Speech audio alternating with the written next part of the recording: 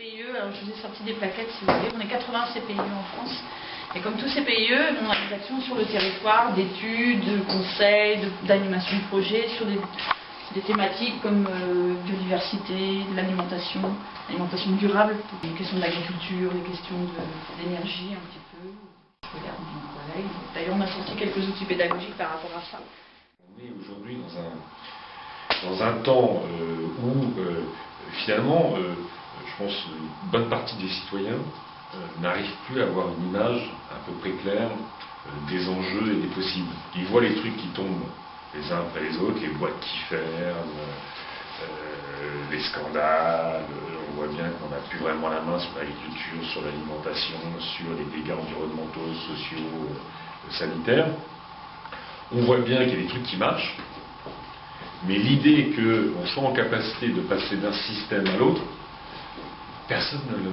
Enfin, une grande majorité de nos concitoyens quand même ne le perçoivent pas. Cette idée que l'argent qu'on met dans un endroit, on pourrait le mettre plutôt ailleurs et que ce serait plutôt mieux collectivement, il n'y a pas cette perception-là. Et c'est vrai que c'est ça qui est, je crois, le plus difficile en matière de protection de l'environnement aujourd'hui, particulièrement dans cette situation de crise d'écologie, c'est d'arriver, tout le monde voit, tout le monde a envie d'aller à ce qu'on propose globalement, c'est-à-dire des circuits courts, une alimentation saine, un air plus respirable, des énergies renouvelables, consommer moins chez soi, tout ça.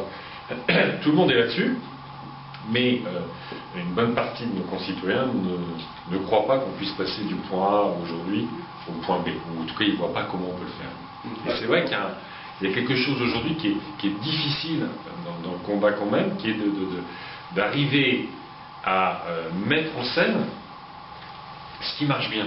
C'est-à-dire que les gens, c'est quoi la dernière enquête, 40% des propriétaires en France aujourd'hui ont une installation de renouvelable. Ça peut être du bois, du machin, 40%. Et le sujet national, c'est le gaz de schiste. On s'en fout, ça n'existe pas, c'est pas la réalité de ce que vivent les Français. Les gens veulent investir dans les économies d'énergie, notamment dans cette région, sortir un peu du chauffage électrique, ce serait quand même pas une aberration. Et tout le monde fait ça, mais la question c'est le machin, le nucléaire. Enfin, on est en permanence divertis par rapport à des sujets qui ne sont pas les vrais sujets des Français. Et puis on a beaucoup de mal à faire passer que tout ce qui marche bien dans la société, ça pourrait faire système. C'est pas simplement des initiatives individuelles, ça pourrait faire système à la place de l'ancien système. Et je trouve, je ne sais pas ce que vous en pensez, mais je trouve que c'est la difficulté qu'aujourd'hui on a un mouvement de fond dans la société qui, au fond, valide ce qu'on dit depuis des années, mais les débats de politique publique, quand il s'agit de mettre de l'argent quelque part, quand il s'agit de donner des avantages, de favoriser des systèmes, des règlements, tout ça, et ben c'est pas dans notre système que ça va, c'est plutôt dans l'ancien système. Social et solidaire. Bon, en fait, très clairement, ça apparaît comme des contraintes inadmissibles pour le patronat qui veut le plus de libéralité, je ne sais pas si je peux dire cela, mais parce que, bon, en disant que étant le plus libre possible, c'est là où on peut pas plus économique. Donc voilà, c'est juste. Il n'y a pas un article de journal pour dire, vous savez, il y a plus d'emplois aujourd'hui dans l'économie sociale et solidaire que dans les groupes du CAC 40. Ça va venir. Ça va venir. C'est peut-être là aussi où il y a un manque politique. Mais c'est vrai que comme dit Pierre, c'est un travail de tous les jours et qui nous met même parfois en difficulté, tellement ça nous demande de temps, d'énergie, alors pas seulement bénévole, parce qu'on est 10 salariés ici, hein, donc c'est une petite entreprise. Et en effet, d'être dans ces projets où il y a la chambre d'agriculture, où il y a les chambres des métiers quand on travaille sur l'alimentation durable, où nous on est chargé du volet sensibilisation. Parce qu'on a toujours cette difficulté, vous savez, le contrat agriculture citoyen, il n'est pas simple.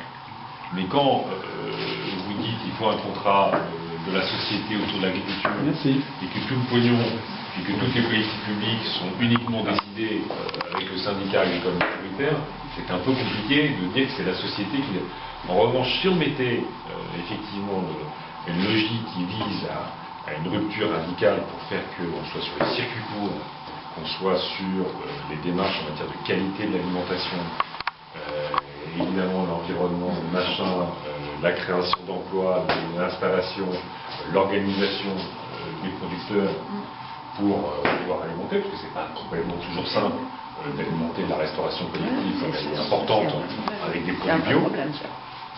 Quand on travaille là-dessus, quantité à fournir du conseil régional. Et donc l'idée c'est vraiment de faire une rupture dans les aides pour dire on met de l'argent, mais on met de l'argent pour structurer des circuits courts, des circuits de qualité, en lien avec ce que mangent les gens une bonne partie du temps quand même. La restauration collective c'est un levier important. Et on va essayer de porter ça, et, comment a été refait le pacte d'avenir breton, tout ça. Oui, on arrive. C'est un élément permanent du discours. La question, ça serait bien qu'à un moment, les moyens, ils n'aillent pas à renflouer la famille Doux, qui s'est quand même goinfré l'argent public pendant des années, au détriment de ses salariés en Bretagne et dans le reste